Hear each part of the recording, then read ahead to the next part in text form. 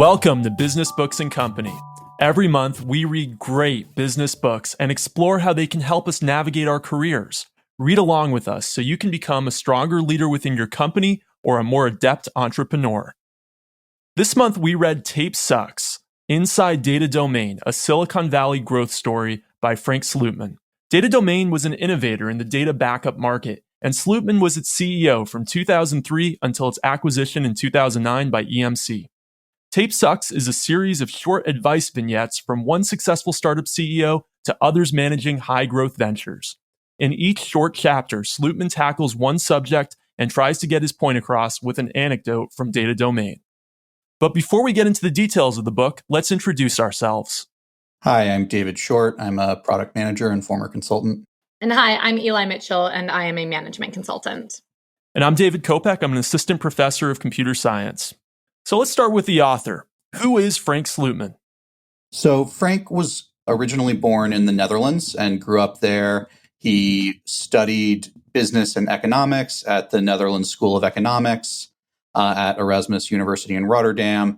And then he moved to the US after his studies. So he tried to work at IBM, but was apparently rejected 10 times, ultimately getting his first job in the corporate planning department at Burroughs, which was one of the Bunch, Burroughs, Univac, NCR, Control Data, Honeywell, IBM challengers.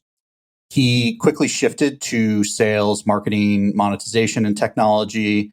After Burroughs, he worked at CompuWare, which ultimately bought a Dutch company, Uniface, and sent him there to lead that company as the GM. He then went on to Borland, where he was a product manager as they transitioned from consumer indirect to enterprise direct software sales.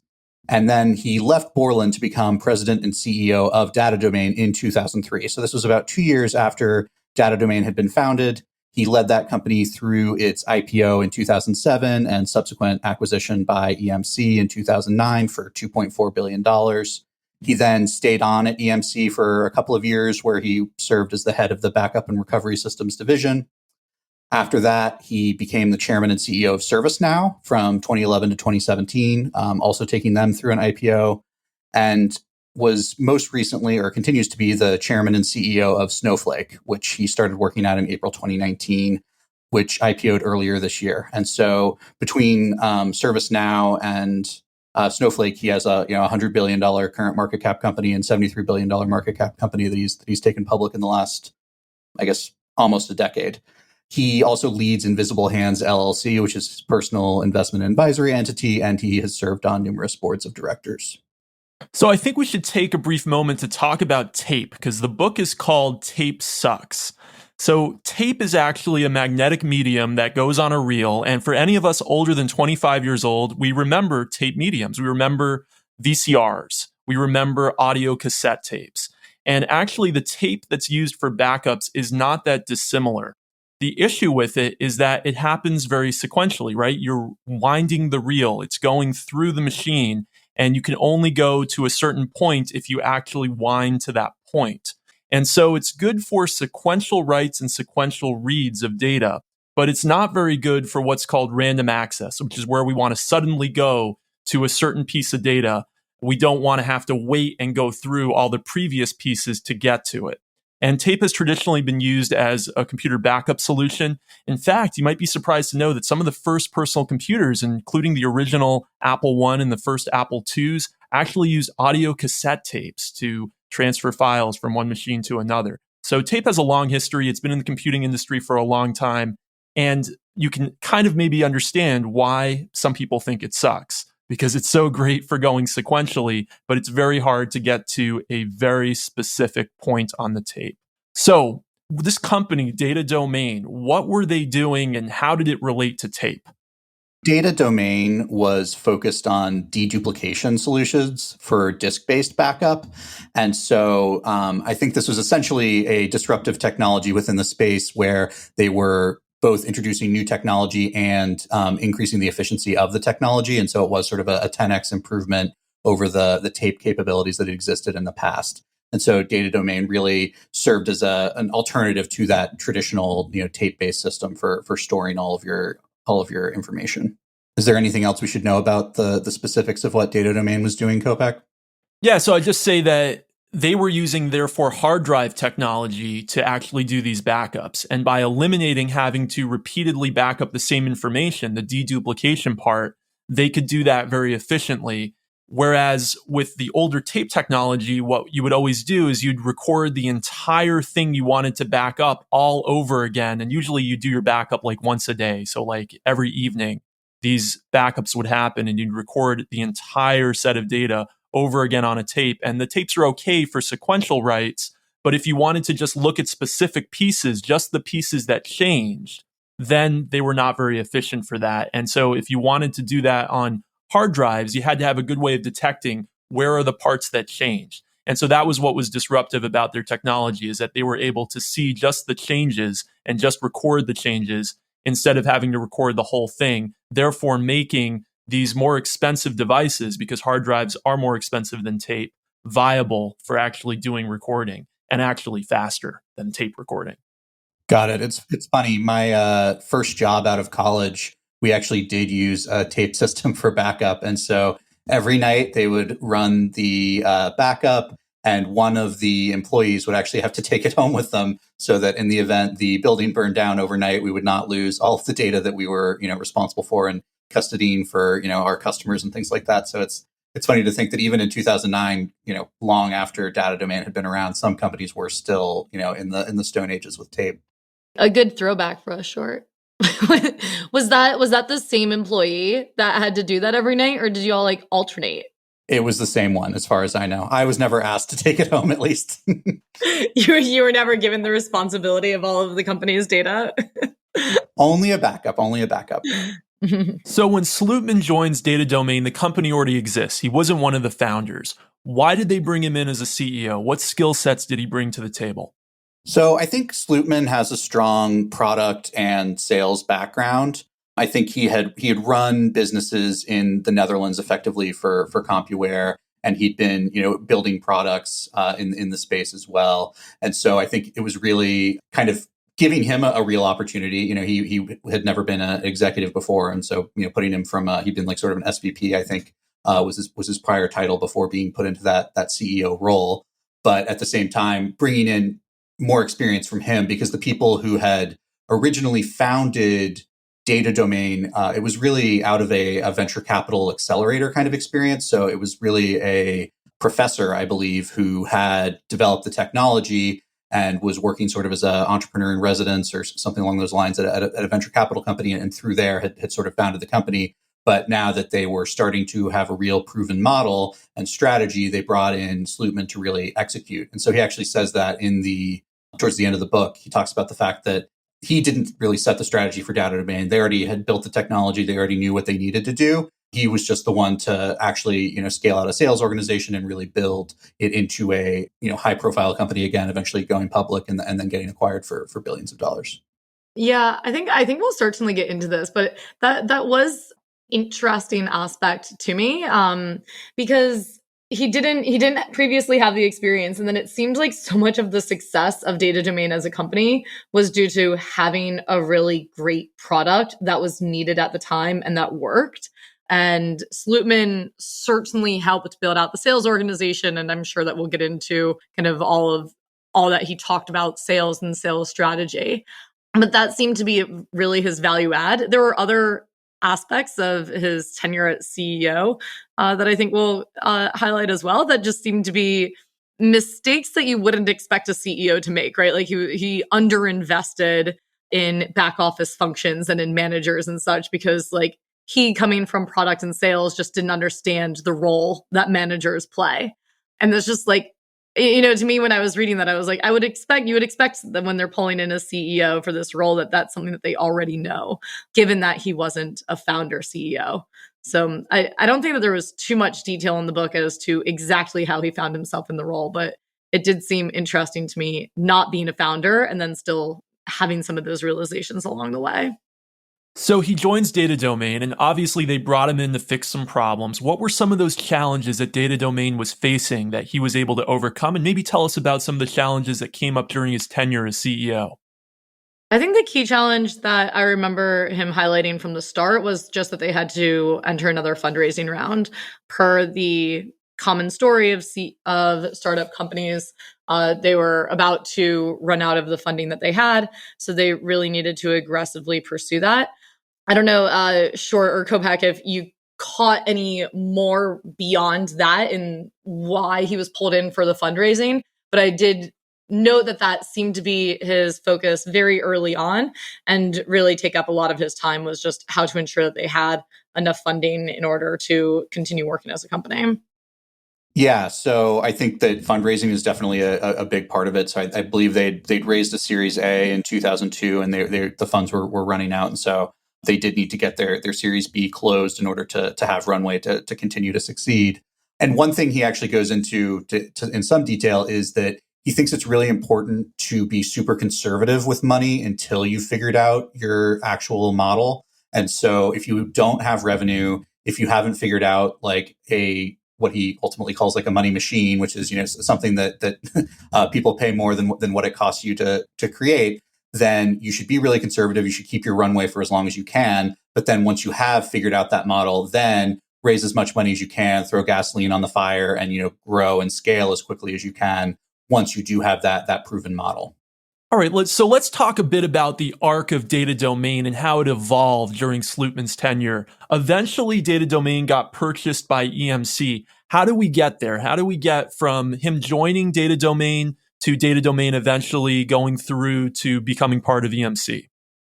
So he joined in 2003, and he essentially implemented the sales structure, and started to really, grow the company's revenue very rapidly, and compete directly with a lot of those competitors that we were talking about in terms of the history with tape.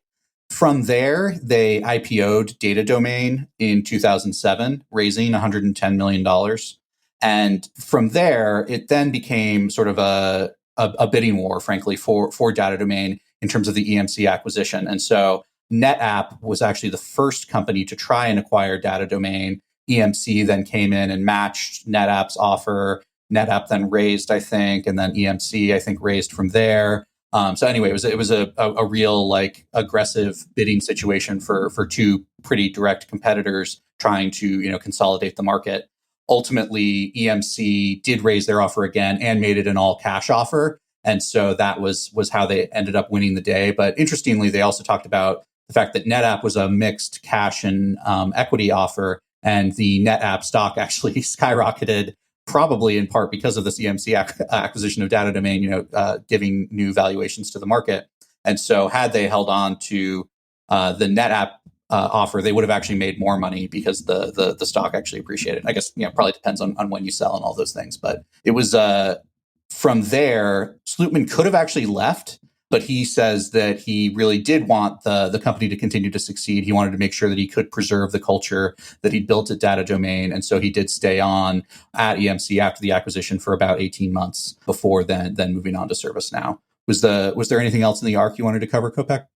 I think we'll get into it later, but one of the reasons he went on to EMC and stayed there was he wanted to protect the culture of Data Domain. And I think later on we'll have a nice discussion about corporate culture and why it differed from EMC.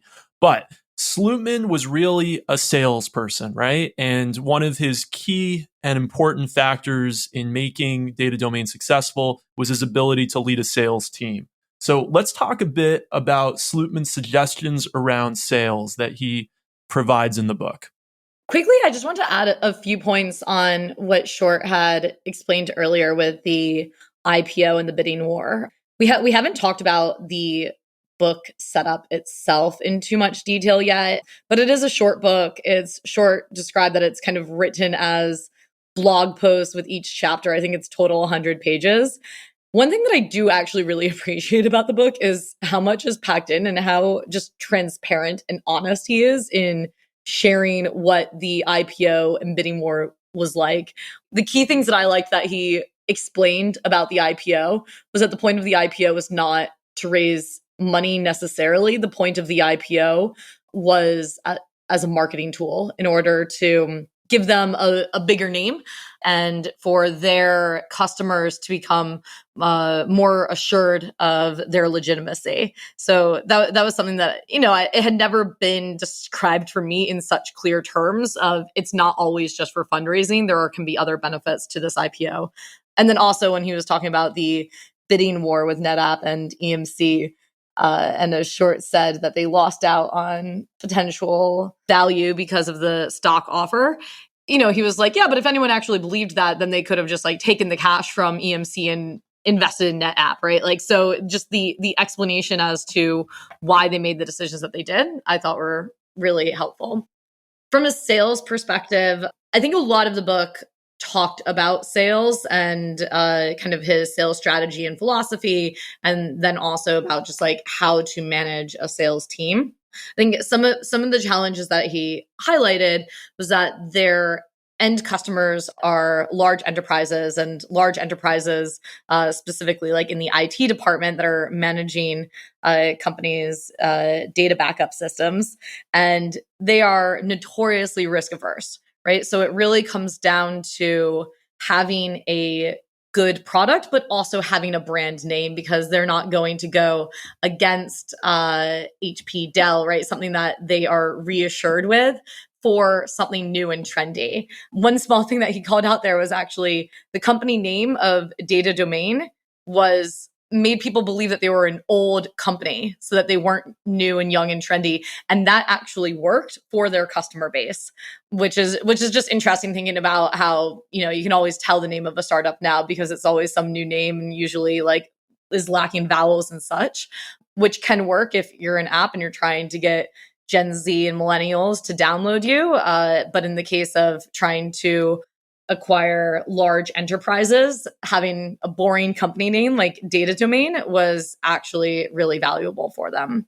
Then one of the other aspects that he talked about quite a bit was just having the direct channel to your end customer. So I think that they had a few options of, did they want to sell through an OEM or do a partnership with OEMs, something like EMC, or did they want to go direct to the end customer and have the end customer request their product from the retailer or from the OEM? And he really said that like the power of a company is to the ability to get directly to the end customer. So that was something that they really focused on at Data Domain. Yeah, and I think I have the quote that I think really highlights the publicly traded, aspect that you were talking about, which is large enterprises are conservative and risk averse. They like to buy from suppliers whose names have 2, 3, or 4 letters: HP, IBM, or Dell. So I think that is something that I've heard maybe once or twice, but it's not something that you think about that often. That the IPO can be just a signaling mechanism to your customers that you are, a well-established corporation, and you've been audited by public accounting firms and things like that. That they can really trust you as a partner in a way that they can't necessarily some Silicon Valley startup that came out 3 years ago. Yeah, the reassurance that you're still going to be around in 5 years when they have an issue and they need tech support from you, right? And we're talking about IT buyers here. And IT buyers are actually ironically famous for being conservative. You think about the 80s slogan, "You can't get fired for buying IBM," right? So they really need to have legitimacy amongst this pretty conservative bunch, actually, of purchasers. So let's go from sales to hiring. And we're going kind of quick fire here because it's a quick fire book. So what's Slootman's advice around hiring? Oh my gosh, I hated this. So he talked about hiring athletes, not resumes, which I actually forget when this book came out, but it doesn't seem like revolutionary hiring advice. I feel like I've hear this all the time. You're doing the airport test and you're just hiring the person that you want to hang out with, and you trust that people they can learn the skills on the job, or you can teach them. If they're passionate about it, they'll figure it out. And one thing that I do think made sense for this is as a startup, he was saying a challenge is that you can't land a candidate who meets the resume criteria, as you, the startup, are not yet good enough to have a good catch yourself, right? So that that did make sense in terms of you're not going to be able to get the ideal candidate. So how do you find a candidate who's good enough? And it was all about just like finding somebody who's passionate and going to be able to learn on the job. And I think what I just didn't like about this is how much this opens itself up to bias. I really hate the thought of, oh, just find like the good person without having really any criteria. And I don't think that he really addressed that. He just kind of talked about athletes over and over again for the hiring process. On the other hand, some people could argue that there's another kind of bias that goes from being too much concentrated on resumes, where if you're overly focused on resumes, you end up being overly focused on credentials and prior work experience, and you don't give somebody a chance who really might not have those credentials, they might not have that prior work experience, but actually could be great for the role. Yeah. And I get the feeling that some of it comes from his own background as an immigrant, that while he had gone to, I think, a really great school in the Netherlands, no one in the US had heard of it. And so when he tried to, knock down the doors of big tech companies, no one was really interested. And he ended up having to go to like a smaller firm because he, didn't grow up in the US and didn't have the connections and the ability to get in that way. So I think he also sort of saw that in other people, giving them that opportunity that he had ultimately gotten of coming in from outside and then being able to, learn quickly in the companies and really succeed. But I do think you're right also that there was a little bit of a like, you know it when you see it, who are the good hard workers. And Kopek had already started to talk about this in terms of the culture, but I think it is, tightly entwined with some of the cultural values that he ends up talking about later in terms of the data domain people he talked about as being, I'm forgetting what the term is, but I think it was like low social or something like that. And the EMC executives being high social. And so the data domain people weren't, going out for beers after work with each other. They weren't like focused on, the relationships and the how's your family doing stuff. They were focused on execution within the workplace. And that was how they like assessed each other, versus EMC had more of a, relationship culture. And he felt like that was bad in terms of, progress, that for data domain, it was, purely how effective are you at doing your job? That's going to move you up, versus at EMC, it was, do you have the sponsorship of the senior executive? And, they like to go out for a beer with you. Yeah, I've got the quote for that. It was low socials and high socials. I remember this was interesting to me because I felt like he very much put everybody in a box from both companies. But he says, for example, former data domain execs were mostly so-called low socials. They don't value relationships per se. They value what people bring to the business instead. Data domain people did not hang out together after work much. We served in the same war together, but that was it. EMC executives, on the other hand, were high socials. EMC has a relationship culture that functions on whom you know. It is a 30-year-old company, so senior staff have a lot of continuity and years in the company. EMC people solve for career longevity, while data domain people just wanted the doors to be open the next day. But I agree from the hiring perspective. I don't know. Yeah, I don't think that the answer is that you only hire on credentials, but I also don't think that the answer is that you only hire on this athletes, not resumes. And I'm actually excited for our book next month because I think that there will probably be a little more on this HR side. I agree with you, Eli. I was kind of playing devil's advocate a little bit, but it is a good segue into talking more about Slootman's opinions on corporate culture, because there's really a lot of that in the latter half of the book. So I have a good quote maybe that we could start out with. So this is a direct quote from Slootman. People learn behavior based on how an organization reacts to what they see around them. Be aware, just condoning, and he puts in parentheses, through benign neglect, sanctions behavior. In other words, he's saying that the way that you behave in the corporation really leads to long-term outcomes, and that you need to be really careful about every bit of behavior that you're even allowing or looking the other way around, because it can really result in some fundamental changes or fundamental identities for the company.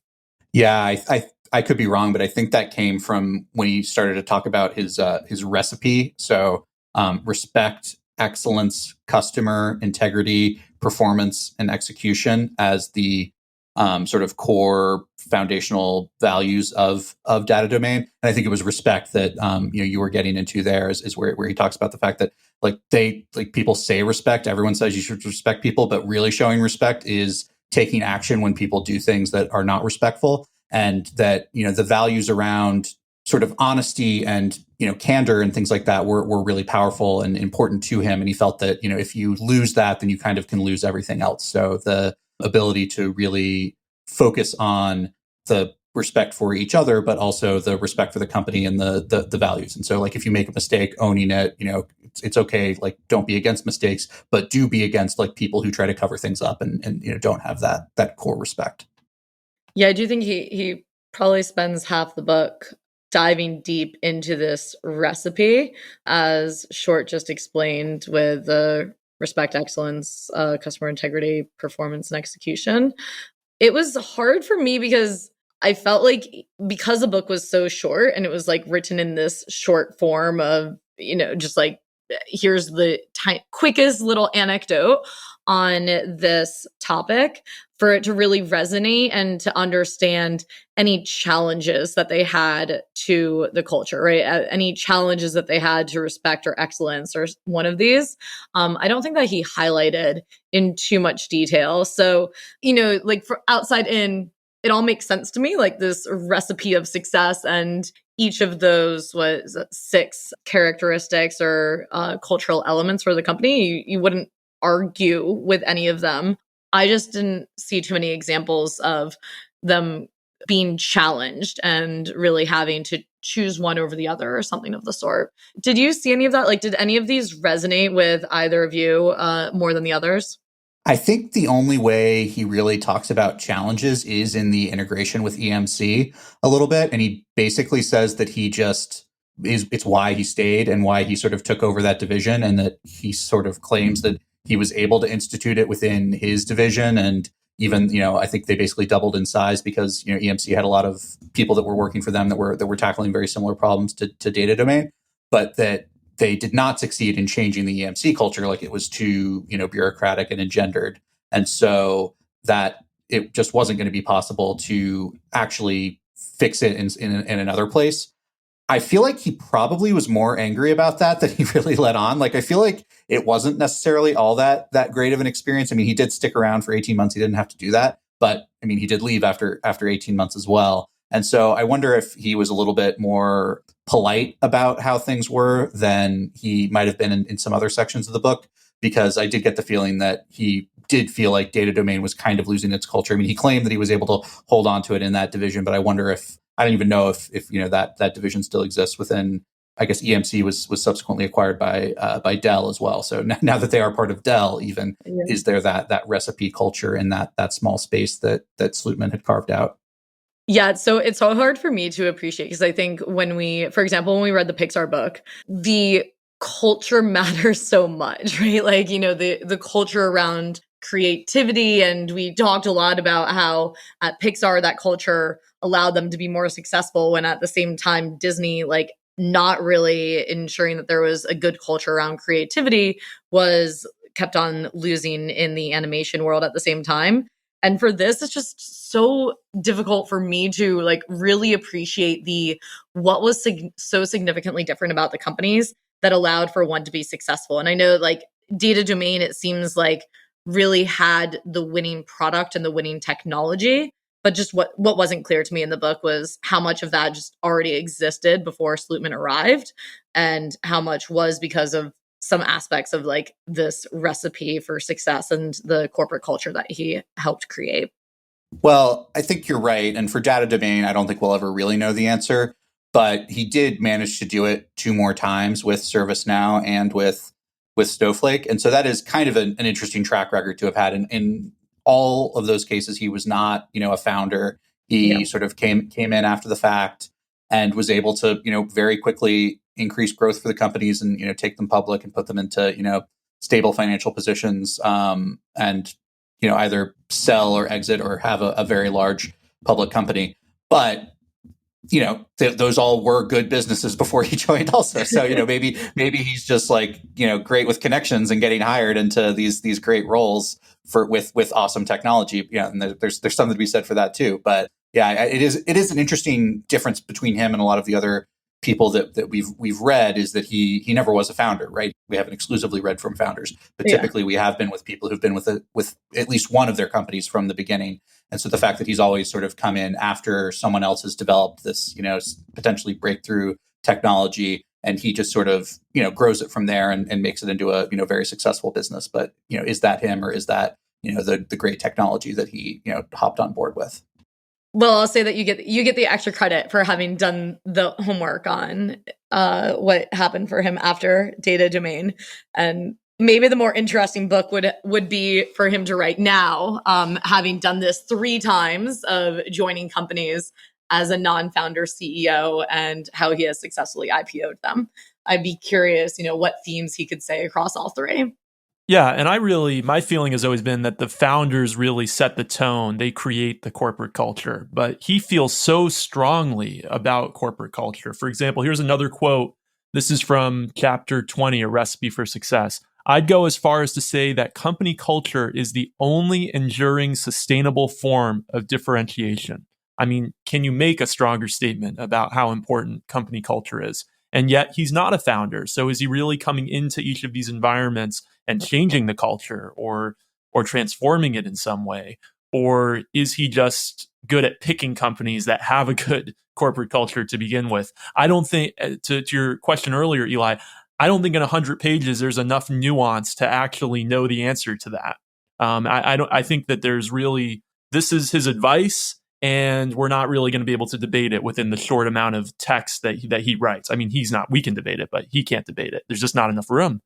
Well, I would say that what he doesn't talk about it too much in this book, but he wrote a LinkedIn blog post about the Snowflake IPO, I think, where he talks about the culture and what he tries to implement. And I do think it's different from like the average company, and I do think he's sort of done it in 3 different places. And so one of the big things is like a bonus focused structure that does not allow like all boats to rise. And so he basically allocates money to managers and forces them to give those bonuses in a differentiated way. So you really are creating this meritocratic compensation model where like the best people are getting paid more than the lower performing people.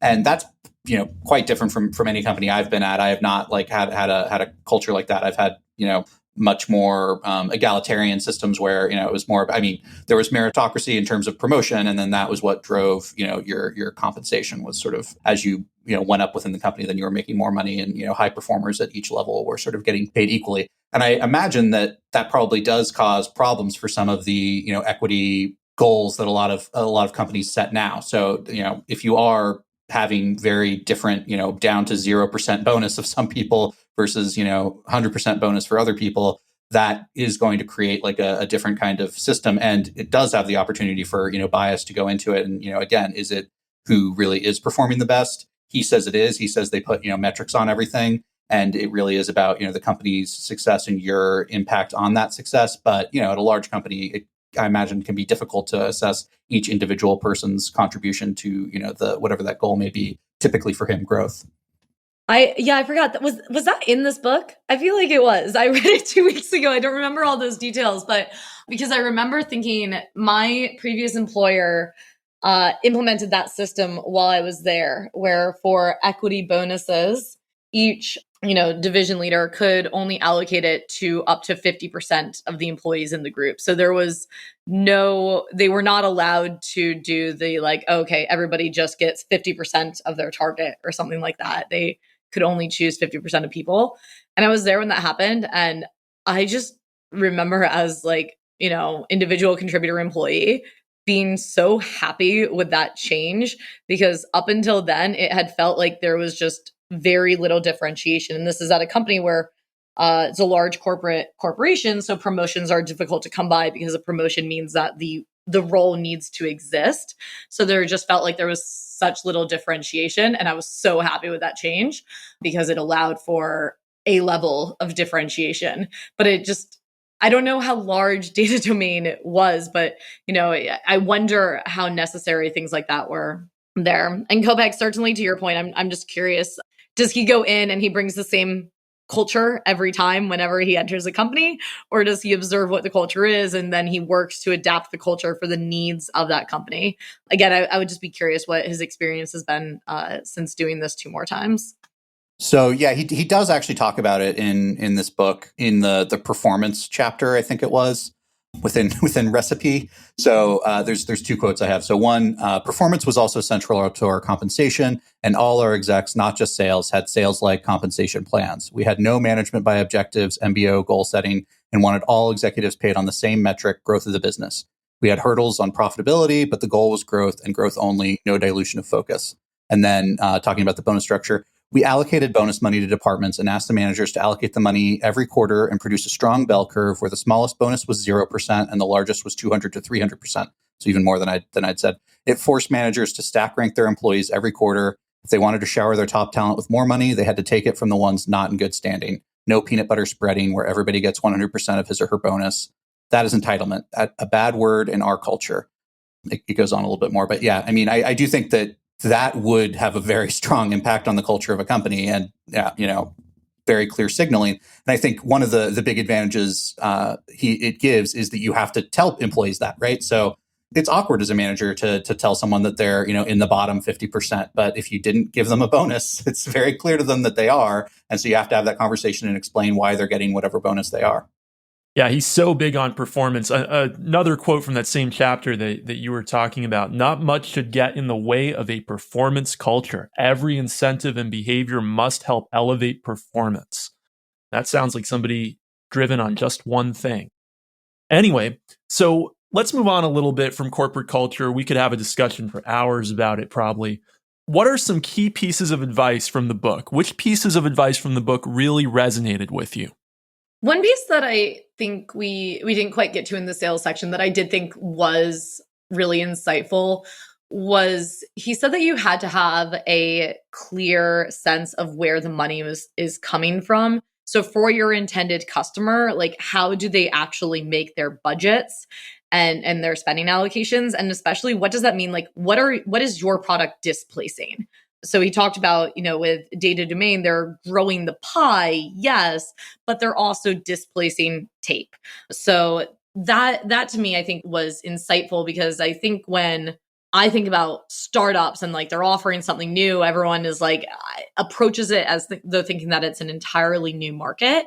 But in reality, there is somebody's going to lose. It's a zero-sum game is actually like exactly terminology that he uses when he's talking about that.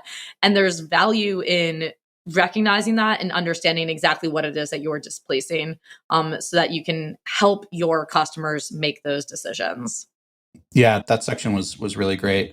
I think one of my key takeaways was he quoted John Madden talking to Jim Harbaugh. So I'll just read the quote. Madden told Harbaugh to keep his own counsel and make his own decisions, because when you win, they can't hurt you, and when you lose, they can't help you. Jim Harbaugh of the Stanford Cardinals seems to have taken that advice to heart, judging from results.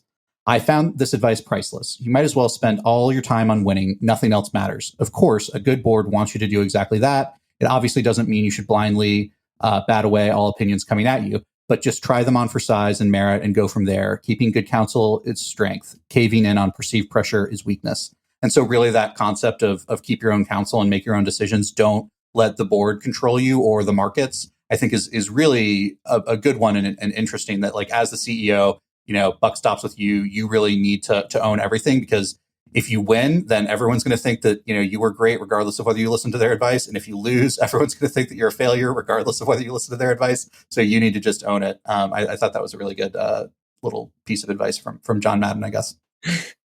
Yeah, he did talk a bit about like what is the role of the board versus the role of the CEO. That, again, just in terms of little snippets of me better understanding this world, I really appreciated.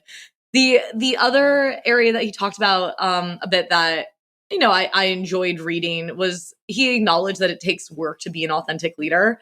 And I will just say, for me, as being a female in the corporate world, I am just bombarded with quotes and articles and every piece of advice about how I'm supposed to be an authentic leader.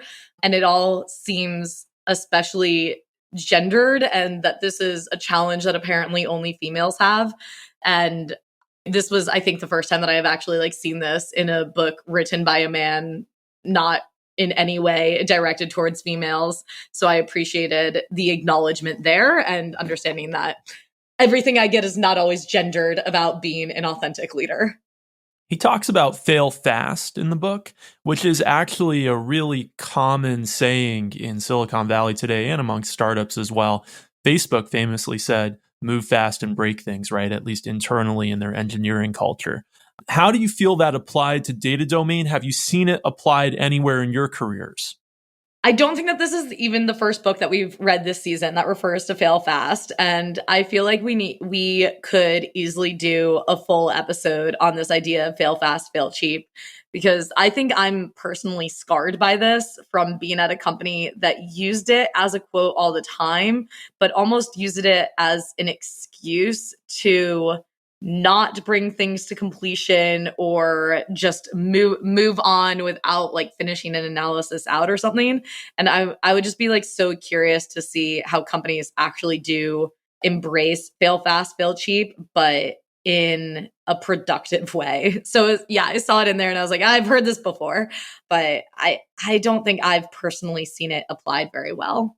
So at my last company, we had an internal A/B testing system that we built out. And so that did allow our, front end, storefront teams to very quickly test ideas that we had for what could be like a cool customer experience with just like sort of limited hard coded data. And then if it proved valuable, then, my team would end up doing a lot of the back end execution to make that actually like a scalable thing that could work across the millions of products that we were selling. And so, that was one example where, much smaller investment to see, like put it in front of customers, see if they actually react and do, make more purchases when we've done this on a very small scale, and then, spend the resources to actually make that, work across the entire catalog. But I think it really just depends on the style of company. I think with software in general, people like to think about this, but I'm, working at a bank now, and in a lot of ways we do targeted development. We try to get, limited MVPs that can, give us learnings before we build out a full-fledged product. But when it is a banking system, like there's, fundamental cybersecurity and things like that you need to do that don't allow you to do the sort of quick iteration that you might be able to in, other types of software development. Yeah, to be fair, I forgot to mention that my previous employer was a healthcare company. So fail fast, fail cheap is a bit harder to implement when you're faced with regulation and patient privacy concerns. Yeah, at my work, we like to think we're nimble. So we're willing to introduce new programs. And I'm actually working on a new program right now that I work at a college that we're going to be introducing soon. And hopefully it has to go through a curriculum process. But even though we're pretty adept at changing our focus, which I think is one of our advantages in higher ed, that we're able to go introduce new programs more quickly than some other institutions because we're well aligned as an institution, we can't just fail fast once we get it out there, because once you have students that come into that program, there's responsibility there to properly, if it turns out the program doesn't work, you need to sunset it carefully so that those students get their full 4-year education in that program. So we can't fail fast. So in some industries, I think, Eli, like in healthcare, right? You can be nimble, but you can't necessarily fail fast. Would you say that's fair? Yeah, exactly. I feel like that's a really good point about with students. Once they've started a program, you can't really renege on them. I'm curious how you all felt about the short format of the book. I know personally, I read this on an airplane, which I think in the intro, he even says is kind of the intention of it. But did that work for y'all? I really liked it, the format specifically, because I guess it depends on what you're expecting. I knew what it was supposed to be going in. And so I really enjoyed that it was basically a series of short things that I didn't even need to necessarily tackle in the order that they existed. I feel like some of these I probably will come back to in the future because of the structure as well. But that being said, it's basically a pamphlet or like a series of blog posts rather than like a true book. So I could see some people being a little bit frustrated by it too. But honestly, I wish more people would write these kinds of books, just like their key insights from their experience in business in like with one short anecdote for like each of those things. I think it's like actually a really useful format. It was hard for me to make a connection to data domain for two reasons. One, the book was very short, so there wasn't a lot of storytelling. And so I didn't really feel that connection. And I enjoy the storytelling in business books. Number two, I didn't feel like the person writing the book, Frank Slootman, was actually passionate about the product. He was passionate about some of his successes with data domain, but he wasn't passionate about the thing they were actually selling. And so that might be one of the reasons he didn't want to tell a 5-chapter story about how the product got developed before he got there and how they continued to evolve it. I like people who are product focused, and that's what I find interesting. And I like the stories behind products, and that really was not in this book almost at all. There was almost no focus on the product. There was no storytelling about the product. There was some very basic background on the product in the first few chapters, and then we almost never heard from it again. Yeah, I agree. I think it was hard. It was hard for me to retain a lot of the advice in the book without any of the storytelling. I usually like the storytelling in these books. Actually, it reminded me a bit of the Ross Perot book that we read, because the Ross Perot book started out with great storytelling in the first few chapters, and then it just became quick fire advice in the second half of the book with almost no context. And I agree with Eli, without having the context, it's hard to retain because it doesn't become memorable. Yeah, and I think that's fair. I guess I think in like bullet points a little bit more from my background in consulting and whatnot. And so I kind of appreciate the like summary version actually being written directly by this businessman rather than someone, taking away the bullet point version. So I mean, I actually did like that section of the Ross Perot book more than the storytelling. So, we just, to each their own on what it is that you're looking at in the business books that you read. I certainly enjoy the storytelling normally. I just thought that the Ross Perot one in particular didn't resonate as much with me. But I just want to share that I got a trivia question about Ross Perot correct a few weeks ago, based on having listened to this podcast back when I was a listener instead of a co-host. So thank you all for doing that Ross Perot book. What was the question? It was about the Iran hostages. Oh, nice. Yeah. But David, with these bullet points, right, how can I trust them without having enough background information to feel like they really came from a place of knowledge and not just from a place of, I'm just going to write them down and I'm talking down to you because I'm the great leader and here's all my advice for you, right? Like without having the story and the buildup and all the background information, it's hard to know why I should trust them or if they really make sense in a different context. Yeah, I think that's fair. I think, again, for me with Frank Slootman and with Ross Perot, it's like their personal histories that make me feel that like I can trust their advice, regardless of whether they've written about it. But I certainly respect that as well. And I do think it's true that the stories help to make them more memorable too. And so when you do have the stories, it does resonate. But I do feel like Slootman did that a little bit. He just didn't do it in that like narrative arc that we've had in some of the other books, which I agree. I do enjoy that. I do think where it works, and like for this book specifically, so like to jump to the end, I feel like I wouldn't really recommend it, except for it felt like it would be useful to me if somebody was applying to work at a startup, because you have these quick bullet points that give you insights into if the company that you're looking into joining is going to be successful. And it's maybe not the insights that you really want if you're going to go be the CEO of a startup, because then you want more stories and you're going to challenge it more and there's going to be different opinions. But I actually do think being a quick read, and if you're reading with that intention and you have like a company in mind, and this is telling you bullet points of things you will want to look into, of like, what is their culture like? And like, what is their product? And, as I said, like, what is their sales channel and such, right? Like, I actually do think that it's helpful in that way, but you need to have like some intention as to why you're reading it. I think it's harder if you're just trying to read it for more general advice to keep in mind down the line in the future if relevant. So we already dove into the most important question then, which is, would you recommend this book? And Eli, you explicitly just said you wouldn't recommend this book. David, how do you feel? I would recommend it. I think it's really short, and I think it's packed with a lot of nuggets of wisdom. I think that I would not recommend it if you are looking for the story of data domain, though. I would recommend it if you're just looking for Frank Slootman's like series of blog posts on things that he finds, successful as a CEO. As you heard from the earlier question about the format, I didn't really enjoy the book that much.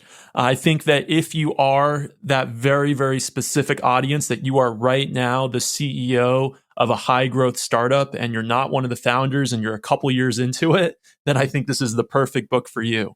But for most people who are probably listening to this, it probably doesn't make sense as a good use of your time, in my opinion. And we'll probably link the LinkedIn blog post in the show notes, and that will give you a pretty good flavor for what the book is. So if you love that blog post, then you might want to read the book. If you hate it, then you definitely don't want to read the book. And you probably get, 60% of the value of the whole book in that blog post as well. All right, so let's talk about next month. Eli, you want to introduce our book? Sure. So I'm very excited. Next month, we're going to be reading No Rules Rules, Netflix and the Culture of Reinvention by Reed Hastings and Aaron Meyer. So I'm obviously a huge consumer of Netflix, as I'm sure both of you probably are and many of our listeners. But more so, I've been fascinated by the strategy and culture of Netflix as a business case, how it's pivoted and grown over the years, and how it has seemingly introduced a new concept of culture that's driven by freedom and responsibility. So I'm excited to be reading this book, written by Reed Hastings, the CEO, and Aaron Meyer, a professor at INSEAD. So look forward to delving into this with y'all next month. Awesome. Anything that either of you want to plug, and let listeners know how they can get in touch with you? You can follow me on Twitter. I'm at David G. Short. You can follow me on Twitter. I'm at emitch46. Desperately trying to think of something to plug this month, but I don't think I have something. And you can follow me on Twitter. I'm at Dave Kopec, DAVEKOPC. I'm going to plug an essay that I wrote recently that actually was on the front page of Hacker News, good for me, called On Taking Criticism, and I'll put a link to it in the show notes. All right, it's been great having you with us this month. We enjoy having you every month, but don't forget to like us on your podcast player of choice or leave us a review. It really helps other people find out about the show, and we'll see you next month.